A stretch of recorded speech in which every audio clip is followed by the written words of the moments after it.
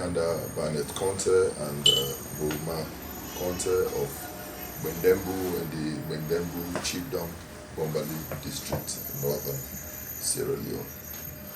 I grew up in the home of a teacher. My father was a teacher, and so we traveled to many parts of the north. I attended several primary and secondary schools. I eventually went to Jala, where I did my undergraduate and first postgraduate degrees. I went to Germany, where I did my second postgraduate degree and my doctoral degree.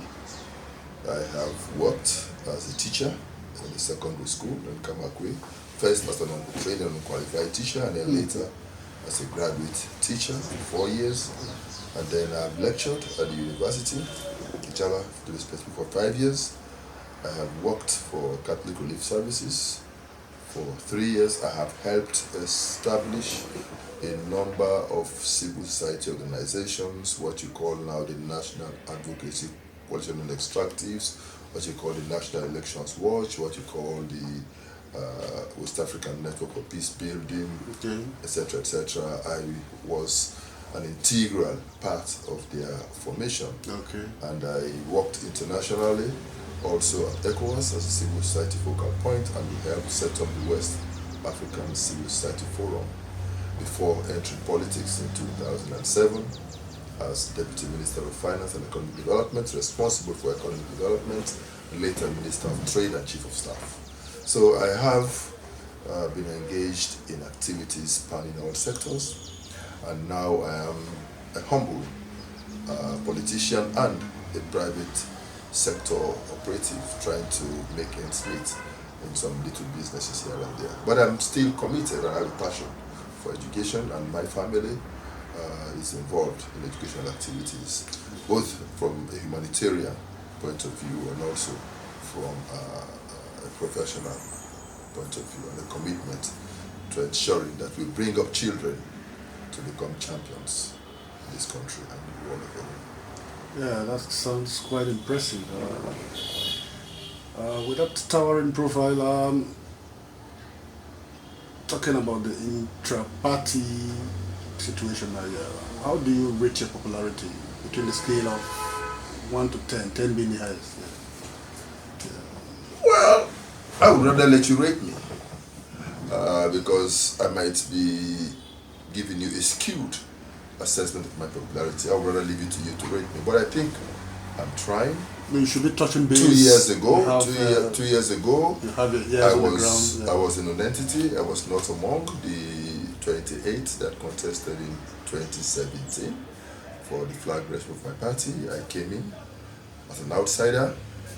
I've toured this country, actually the only aspirant to have done so, and I think I have touched lives, I have touched party people, I have connected with my people, and I'm engaging also the leadership to try to ensure that we can harmonize our party, we can work as a team, committed to ensure victory for our party in 2023. And it is my prayer and hope that I will be the flag bearer for the All People's Congress Party.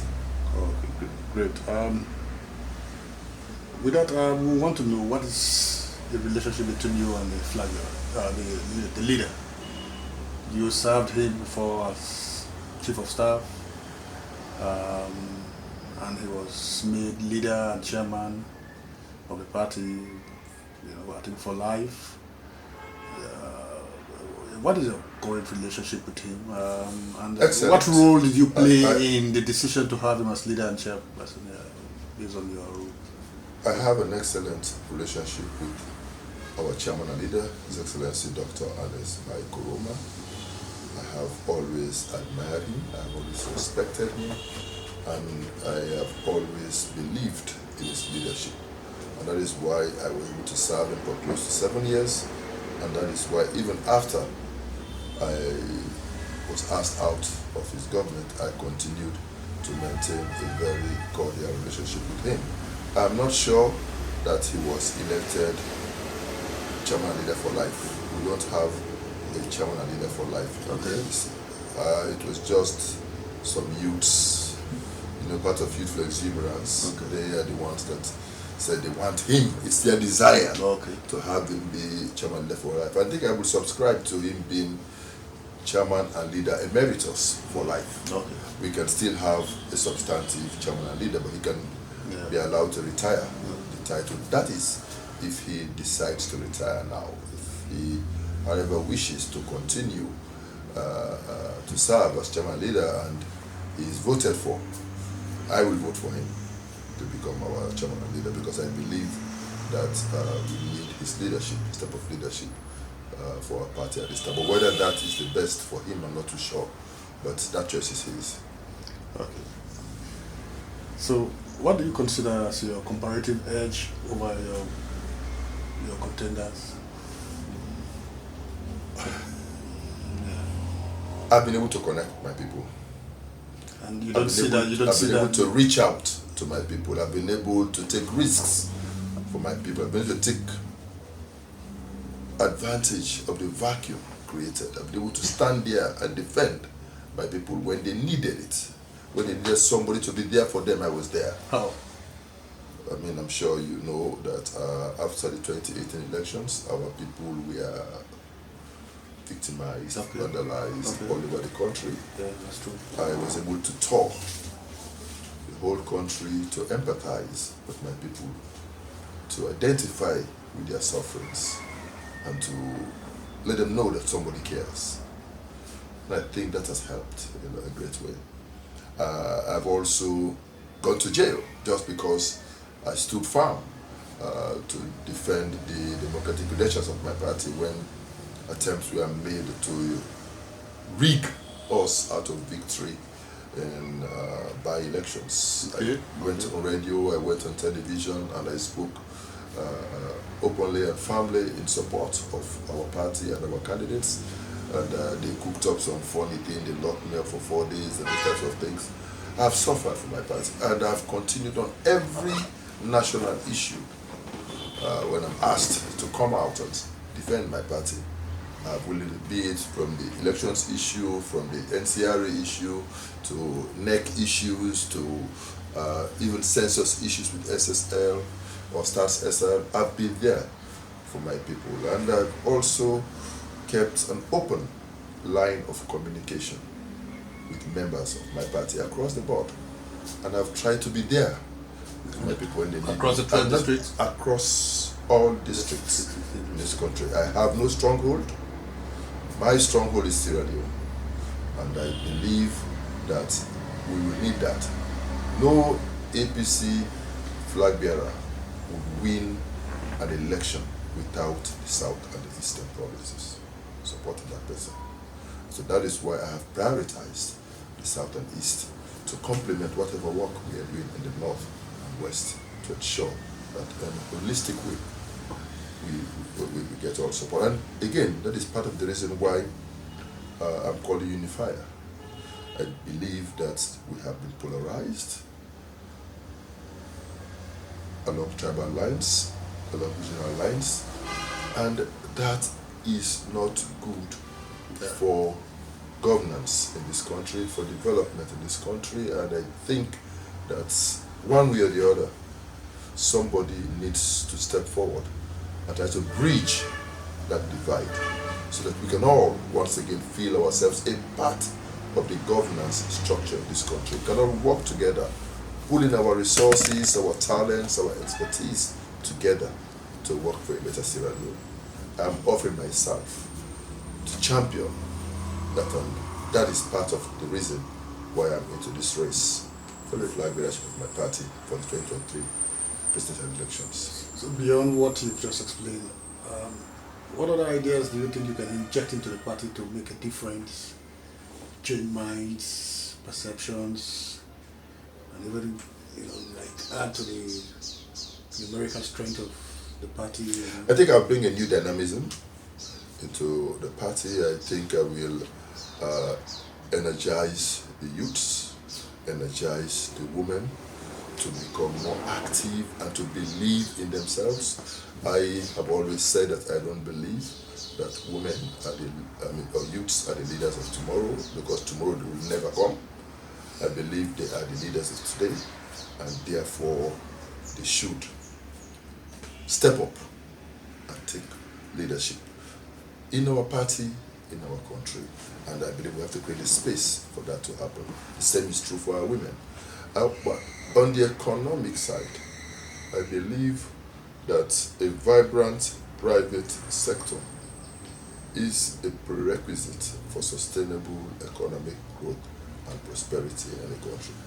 The private sector is and should be the engine for economic growth and prosperity. As Minister of Trade and Industry, I was able, through the support of my government and cabinet, to lead the process to make Sierra Leone one of the most attractive destinations for doing business.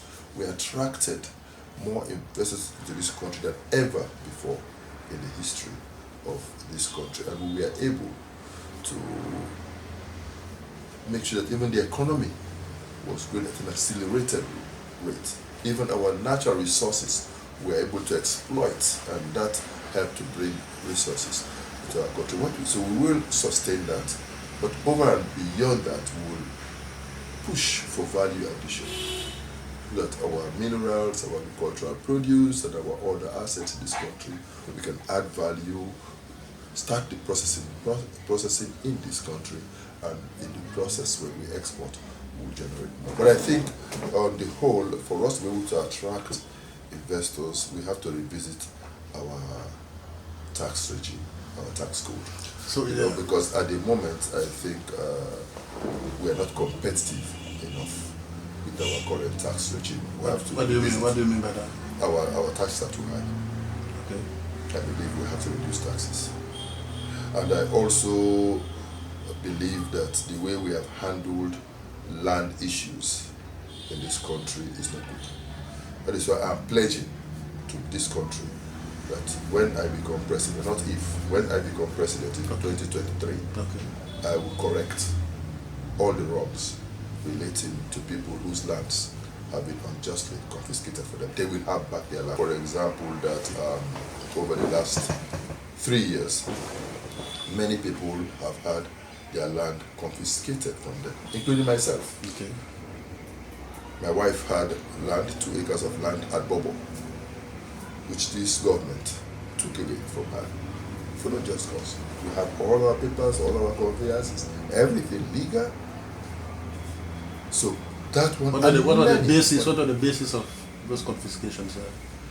Legally speaking, was it power? We are helpless. We don't have power. No means of redress. No means of redress. But the day of reckoning shall come. And I believe there are many others that are suffering those types of situations. So those will be addressed at the appropriate time. There were these allegations of you come to the white people, the white people recommendations. What is your take on the entire process and how you're linked to it? How can you? I'll be very specific to my own case. Okay. The allegation against me, when I was Minister of Trade, we sought and obtained cabinet approval to set up a small and medium enterprises fund. That fund was to be managed by the Sierra Leone Commercial Bank. So we signed a memorandum of understanding with the Sierra Leone Commercial Bank, and then the bank took responsibility for administering the fund on behalf of government. So government instructed the Ministry of Finance to transfer 12 billion leones into the account of Sierra Leone Commercial Bank, and the Sierra Leone Commercial Bank administered this fund. Apparently, Sierra Leone Commercial Bank was not able to recover some of the loans that they gave out to some SMEs.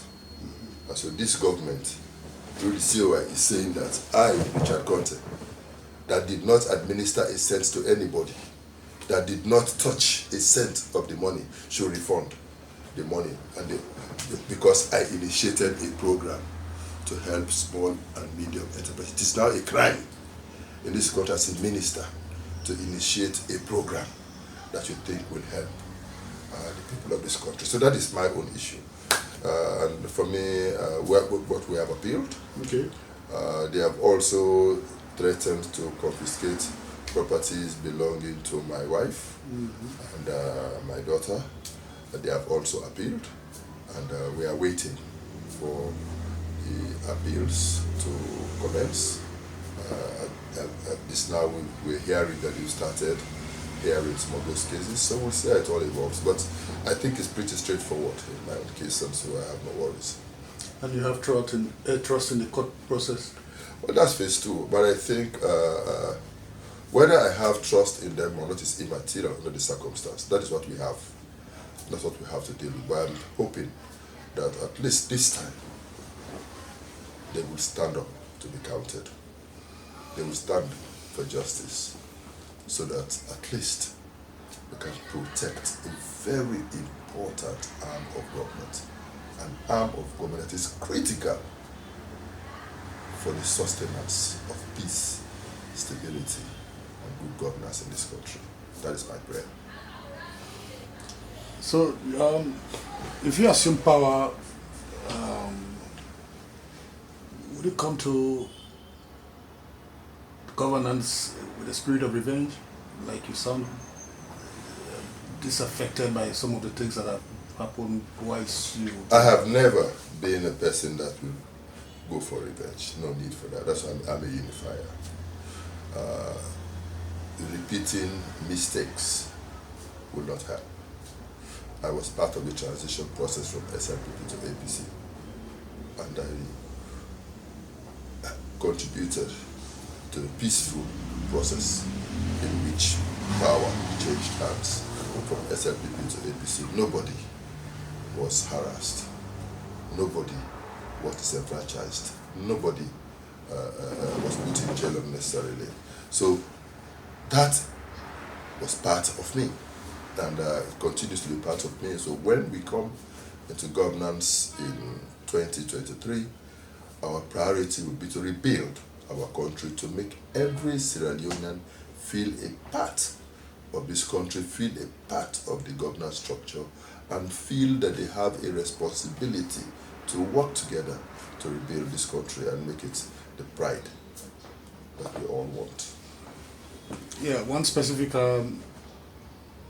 issue regarding the Japanese fund between 2011 and 2017. Yeah, I can explain to you. A series of projects. Yeah, that's why they used to lock me up for 4 days. Okay. In 2011, we received notification through exchange of notes that the government of Japan was giving us a commodity aid, oil, to be specific, valued at close to $11 million. The way it operates is that they give you a commodity, you sell, and then you use the money based upon established criteria in the exchange of notes. Okay. In this particular case, the Japanese did not hand over the oil to the government of Sierra Leone. No.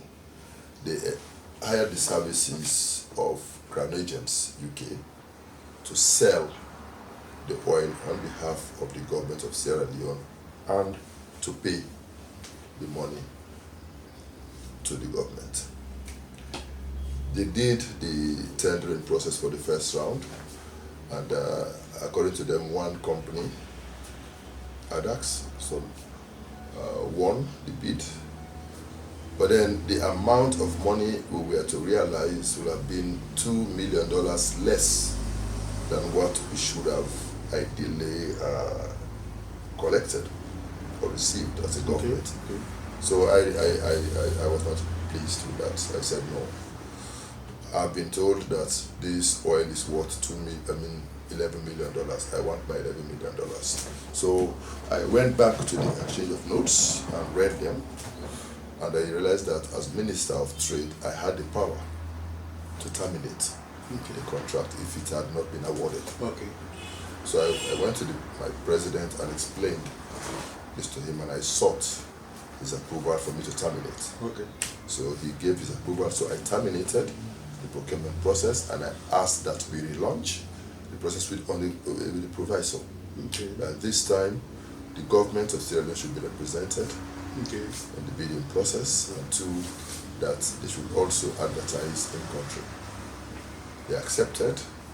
We nominated the director of the petroleum unit to go to London and join them in the procurement process.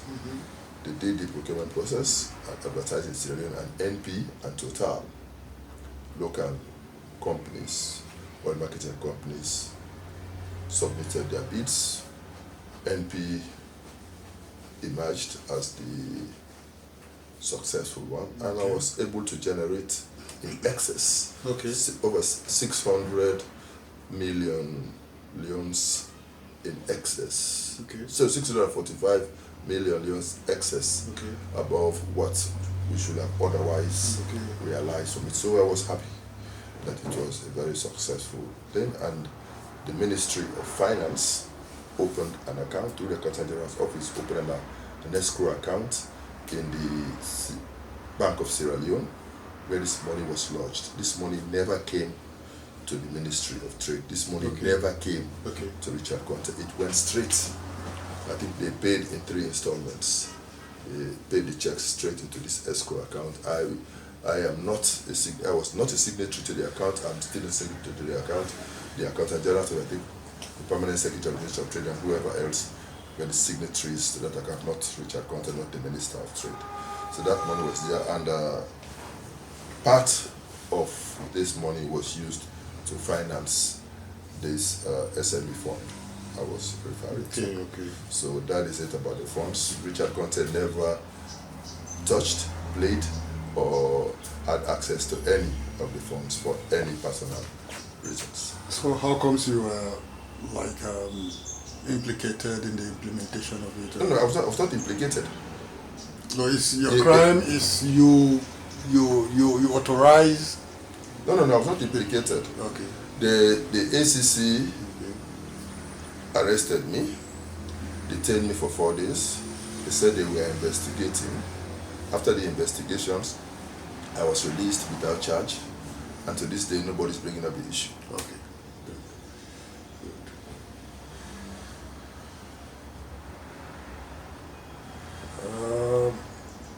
What about the 2014 issue about the allegation of corruption made against you related to forgery of the president's signature?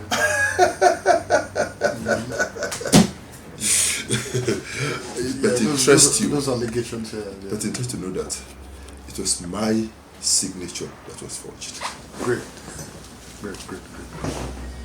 Nobody forged the president's signature.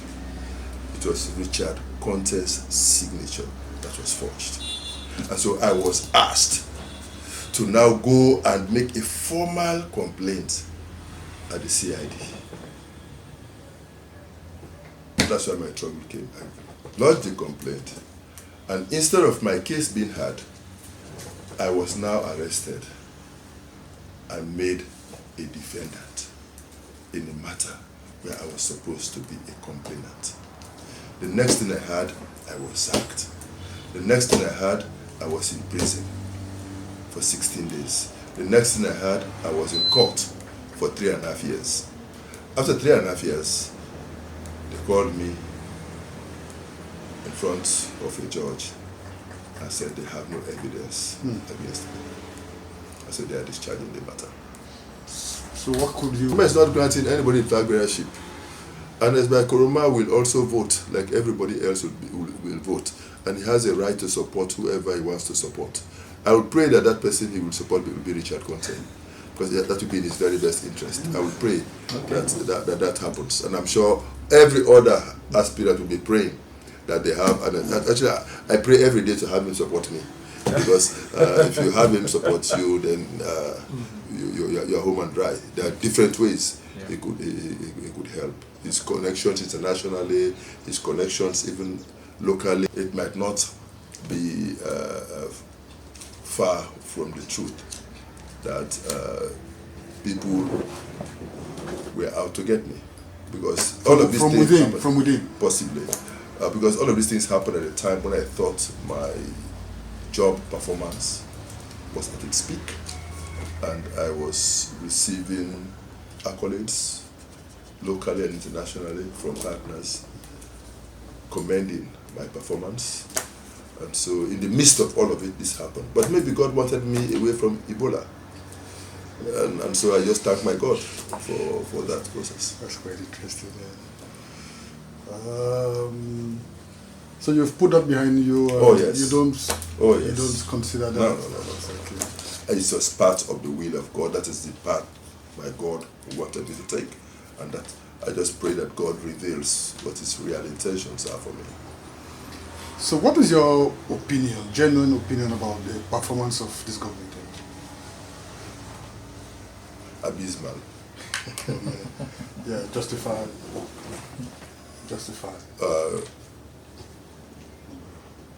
If development-wise nothing is happening, they are only trying to complete some of the projects the previous government had commenced. Peace-wise, the country is divided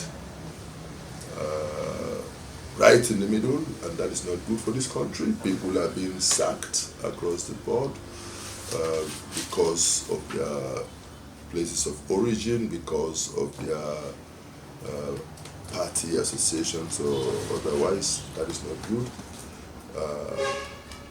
People are alienated. They don't feel themselves a part of the governance structure. They don't feel themselves as even Sierra Leoneans with equal rights and equal opportunities. We have a situation where there's just a general sense of insecurity. You see armed policemen and soldiers all over the place, unnecessarily. This was never the case under President Ernest Bai Koroma. You hardly. So you seldom saw a policeman with him carrying a gun. You know, and the president himself was driving himself around alone in his car, unarmed. You know, too much tension in the air. And as if that is not bad enough, corruption has been given a new name under this administration, and I think it's unparalleled, unthinkable, and that is terrible. But what is worse is the fact that they have succeeded in killing the private sector, which is the engine for economic growth and prosperity. They've kicked out all the mining companies, brought in some mushroom companies that nobody knows about, but nothing is happening. People have lost their jobs, no real revenue coming to government, and as a citizen I'm worried. I'm concerned, because this is not good for my country. I want to see my country blossom. I want to see my country doing well. I want to see Sierra Leoneans happy. But go all over this country, you keep hearing the ground dry, the ground dry, the ground dry. It's terrible. I don't want this for my country. I want the best for my country. And I'm praying that sanity will eventually prevail. And if they are having acute capacity challenges, then maybe, just maybe, it might just benefit them if they acknowledge their inadequacies and just reach out and ask for help. I believe in the interest of this country, people would give advice, not necessarily to work for them, but at least to give advice that things don't crumble. So, but I think that, their only blessing is Corona. So they must count themselves very lucky. At least Corona has come, giving them some free cash that is helping to sustain the economy. But I think the realities of what they have done or failed to do will become quite manifest when they leave office. What is a problem is when you are in a position where you can become a judge in a matter, and you cannot be a judge and a jury at the same time. It will not allow for a level playing field. So we have people who are in positions of trust that can potentially influence the outcome of the electoral process, and these people are coming out and making pronouncements. I think that undermines the democratic process. Secondly, as if that's not bad enough, these people make derogatory remarks against their colleagues. That is not good. One of them, Cherry Coco, for example, said that some of us picked up our degrees from the gutters. You know, I think that is as low as anyone can go in terms of describing others. Sidia Tunis said when he was in cabinet with some of my other colleagues, because I was not in cabinet with him, I had left by the time he came in. He said they were not up to scratch. You know, that they were not smart up there, as if to suggest that he is very smart. You know, and you don't say that about your colleagues for whatever political gain you want to score. And as if that's not bad enough, he went further to say that they would dictate to delegates how they vote. So if you say that, and you are a national officer who will be overseeing the conduct of the elections potentially, then I think the honorable thing for you to do is to step aside. Go now and focus on campaigning for whoever you are supporting. And because if we don't trust the process, then the outcome will also be called into question. And that's why I say it might be even in the interest of Samura for him to step aside. Because just in case Samura comes out as the flag bearer, then people would say, yes, we knew they were going to rig it, so let him not give us justification for failing. If anybody has to fail, I know I will win. I know I'll beat him anytime in the race. But just in case, just in a hypothetical case, it happens the other way, we will have very good ammunition to use to say, they said it, that they will rig. See, they've rigged. I mean, like Trump did in America, crying foul for what did not happen. So we don't want that to happen in this country, and so we don't want that to happen in our party. We want the party to stay together, but the party to be united. So if we start sensing anything that could potentially derail or undermine that process, we think we should raise a red flag. So basically, what I have done in my letter is to draw the attention of the chairman and leader to these types of developments that could potentially derail or undermine his otherwise good intentions in ensuring a smooth transition within his party. And so we are asking that steps be taken to seek to ensure that there's some correction to that. So what's the feedback relating to that? Have the concerns been addressed? Sadly, no. Ignored? Sadly, no. Not even an acknowledgement of our letters. We were expecting that the NAC will be meeting in Makeni tomorrow, and that our issue will be on the agenda for the meeting tomorrow, but unfortunately, we've seen the draft agenda for the meeting, the issues not on the agenda. So we are keeping our fingers crossed, and we'll see how things evolve. And that doesn't bother you? Do you feel it bothers threatened? me. Do you feel Threatened? No. G3 no. Okay. Because I know that I have confidence in the members of the APC.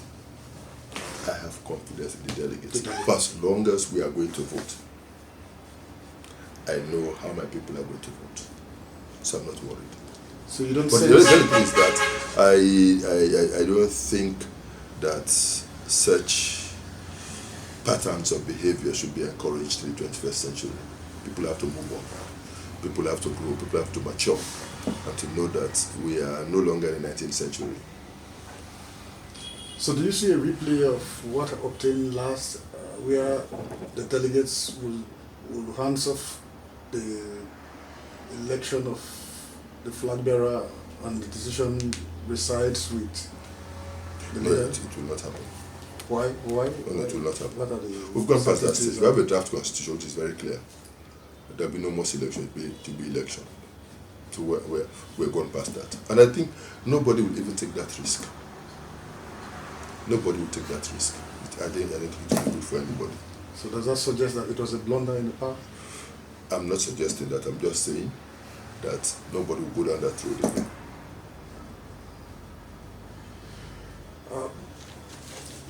You're highly spirited about and optimistic. In the event, it turns the other way. Where will it go? That's the will of God. I'm staying in my APC party.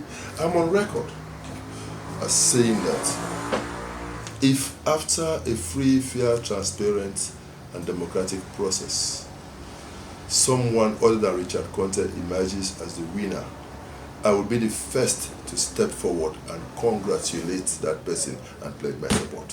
Whether the election is fraudulent by some... I said, and I repeat, if at the end of a free, fair, transparent, and democratic process, somebody other than Richard Conteh emerges as the winner, I'll be the first to step forward, congratulate him or her, and pledge my support. Okay, except you want to add something here. This is quite exhaustive and we are so grateful. I would just want to say thank you very much for this opportunity and to appeal to Sierra Leoneans to put our country above petty jealousies, petty rivalries, petty issues. Let us work together for a better Sierra Leone. Together we can make Sierra Leone, and together we can all be proud of our country again. Thank you very much. You wanted to throw in something? No, it's okay. It's just that, yeah, it was. The question I wanted to ask is that, do you think there's an infighting in the APC party?